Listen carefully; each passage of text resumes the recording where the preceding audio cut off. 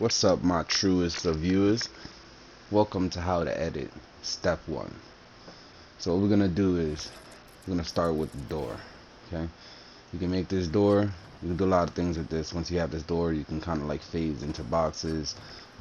You could also like stand on top of the door, so you can kind of like hide. Sometimes they'll run right through and not even notice that you're up there, especially like if you have the Silver Surfer character, you know. But you can do this on both sides, either which way, however you want to do it.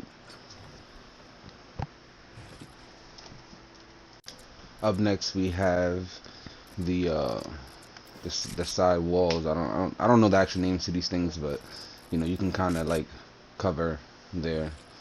But it opens up a lot, so you leave yourself open, so you want to be covered. You have this one as well, which isn't really that good, but the sandwich edit is the best one. You know, this is the one that you really want to be using because you're protecting yourself still. You know, you can do them on all sides, either which way. It's probably your best edit. Windows, of course. This is how you would open up the whole wall, just to get like a full opening. You know. Then this one is one of my favorites too. So if you get like a good spin on it, it's really good. But you can hide right behind that very easily, either side. You know, you can just jump up and shoot. You know, you can crouch, just come out on the side, but you can see clearly, and they won't notice you either because you're right behind it. You know. All right, so now we'll do the top wall edits, right? So like if you do this specific edit as opposed to this specific edit, you know, you'll see the difference on how much you leave open. Like for instance here, if I did the first one, they could see me and they could shoot me way better. But if I did the second one, like right here, see how it's not really that much open. I can shoot and then still be able to grab it really easy and reset because it's not that far down. But if I do the first one, I'm exposing myself way too much, and it's gonna be harder to reset. See how easy I'm able to just grab the reset? Alright, so for like a floor or like a cone, you know what I mean? Like if you notice there's four corners, you're basically just working on those corners. You know what I mean? If you take two, it's gonna take off two.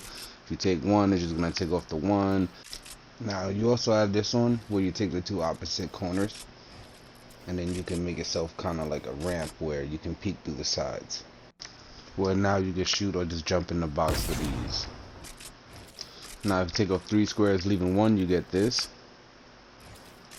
The actual point is to be opening up, shooting, resetting, looking for another place to shoot, and then going for another reset, and moving for your next play as you back them up.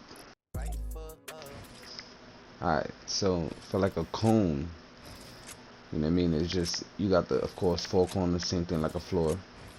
You can lift them up and do whatever. Alright. You also have the Dorito, which is one of my favorites because you can see, you can chill behind it, kind of protect. You can throw walls behind you if you needed to. You know what I mean? You can jump down, you can be shooting through here, whatever. And this is one of the best spots because quickly you can just put yourself right under the cone to protect yourself a little bit. Which you could always just come through the back, pop right out, do whatever you need to do. You know, reset, you're back on top of it or back right inside. Boom. So cones are the best because they become ramps. So if you take off the 2 top pieces, you just like, you know, grab 1 and 2, you turn it into a ramp.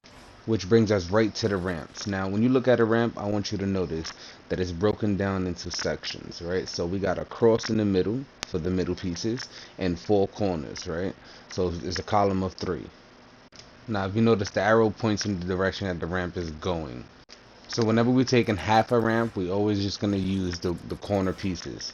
So where you start your edit is always gonna be the bottom of your ramp. Wherever you end the edit is always gonna be where the ramp is pointing at the top. Okay? No matter which direction you do that. So try to remember when you're doing half a ramp, it's always gonna be the 4 corners. Now when editing the full ramp, that's when we use the cross. Now for this, wherever you start, just bring it to any direction and it'll make the proper flip. Alright, so we also got this little like staircase you can kind of make You could do that in all different angles. You could also like just make it where it's like just do like a L and it'll go like around once instead of all the way around like that. But this is good because if you do it like this, let's say you want to go up, or if you want to do it the other way around, and you can kind of get behind it. It's like you can peek behind this ramp right here, and you got kind of coverage. If you have some walls behind you or whatever, this is cool. Alright, so that's pretty much everything.